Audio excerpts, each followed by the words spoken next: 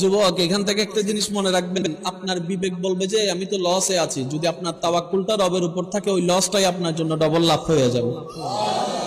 মক্কায় নবীর উপর অত্যাচার করেছে কেন? যেন মক্কা থেকে নবী চলে যায়। তার চিন্তা ছিল মক্কা থেকে যদি চলে যায় তাহলে আর ইসলামের তেমন আলো জ্বলবে।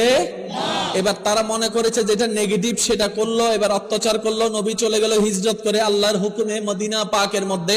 কিছুদিন যেতে না যেতে এবার মদিনা থেকে আমার নবী মক্কা অভিমুখে আসা শুরু করলো। মক্কার কাফেররা খবর পাইলো যে মুহাম্মদ আসতে শুরু করেছে। একজন জিজ্ঞেস করে, মুহাম্মদের সাথে যাওয়ার সময় তো একজন ছিল, দুইজন ছিল, এবার কতজন দেখতে পাচ্ছ? তখন আরবরা একটা জিনিস অনুমান করতো, একটু খেয়াল করবেন ভাইরা, আরবরা একটা জিনিস অনুমান করতো, ওই যে দুলির বালির উড়া উড়া দেখে তারা কল্পনা করতো, অনুমান লাগাইতো কত মানুষ হতে পারে। এবার যখন আবু জাহেল একজনকে পাঠালো, পাঠানোর পরে দেখতেছে ওই বাহিনী আসতেছে সাদা পোশাক পরা, দুল বালি যখন পায়ের ধুল বালি যখন উঠতে লাগলো,